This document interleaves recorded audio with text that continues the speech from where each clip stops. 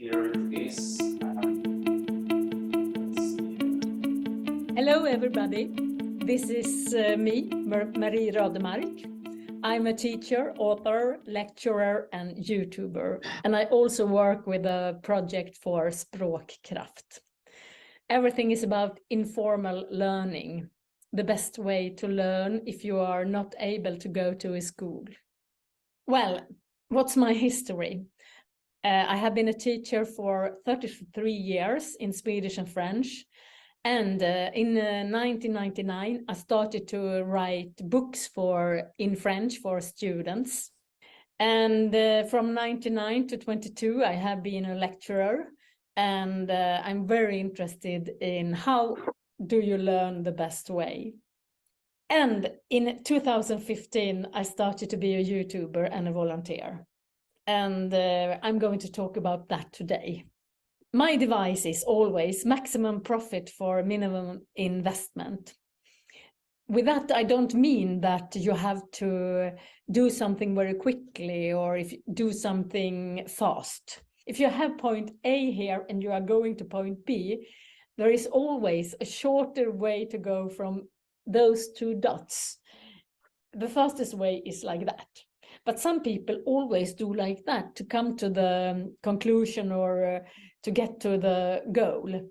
My biggest interest is how to learn the quickest way, how to learn the fastest way, the straightest way. And how did everything started? Well, I live in a little municipality, 11,000 inhabitants in Åre. Åre is, by the way, a big ski resort in Sweden. And in 2015, 1,100 refugees came. It means that 10% of the population came to our little municipality. And we had a meeting and we said the language is the most important to get involved and integrated in the society. So we had a meeting. It was a really great will there. Everybody wanted to contribute with their skills. And I just said, because I had written 8 books, and I just raised my hand and I said, I can do the material. And what I didn't know then was that I was suddenly on a rocket in a high speed in a totally different direction than I had been ever in my whole life. We started on 3 legs. I did the material and an association and a learning association, Studieförbundet Vuxenskolan. They took care of the structure and we gave the refugees lessons in Swedish and they in their turn taught Swedish. And we also involved the Red Cross. This project was about 2 years. And afterwards, Sweden's public investigation did a survey. And our language project was one of the best in that period. And I became an involuntary YouTuber. The first time I was supposed to make a film, because I was thinking, I can't just do the material for the refugees in Åre, because you had refugees all over Sweden, and I think it was about 170,000 refugees. There were, and they were all supposed to learn Swedish. So I was thinking big. My first film was really not so good. My first 10 films was not so good. But now I have made about 600 films. And I have made a lot of playlists of film at YouTube. A lot of people are not attending school. So I think the informal way of learning is very, very important. I got a lot of comments on my YouTube. You can go into Marie Rödemark, Swedish, and look for yourself. And a lot of people are very pleased that they have the possibility to watch a film over and over again and to learn a language in their own pace. Now I have done about 600 films in Swedish. If you really want to learn Swedish, you can go to my YouTube and start to learn there. And I started a playlist called 5 Words a Day because I asked my most anxious pupil she was very stressed if I gave her a homework. And I said, how many words can you learn and you are not getting so stressed? And she said, just 5. So I was thinking, 5 words is a very good number of words if you are going to learn it every day. And if I hadn't done that, I would never had came in contact with Språkkraft either. I think it's very important to hear the sound, because if you're not knowing the sound of a language, the sound image, it's very hard to learn a language quickly. Because first, the brain focuses on the pronunciation and the muscles in the mouth. So you have all the focus there. And when you know the flow and the pronunciation, the brain focus on the content. We had a Syrian boy living in our house for 6 months, and I tried to learn Arabic. And I said one word about 300 times to get it right. It was very hard. That specific sound was very, very hard. And it was a sort of K, but it's not a K, it's down here. It's a and I was supposed to say cat. And I think I said it about 300 times before he said, oh, that sounds nice. But afterwards, I could pronounce every word with that difficult sound without a problem.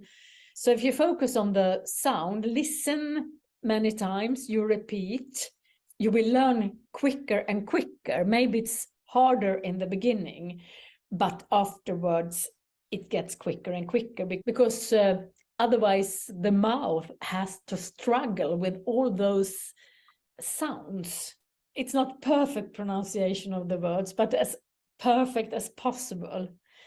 Listen and imitate, sometimes about 300 times. The words should feel comfortable in the mouth. The muscles in the mouth have to get used to the new movements, and you are going to automate the sound so you don't have to think.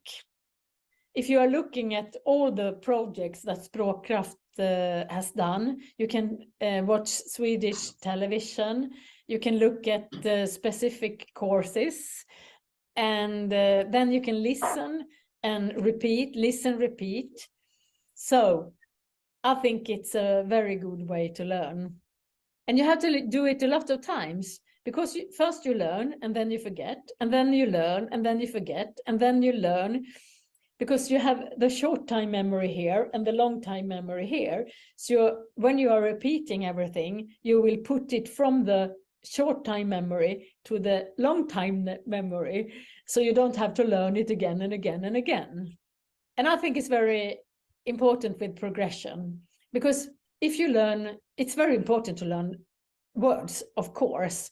But if you just learn some words here and some words there, you don't have the infrastructure of the language.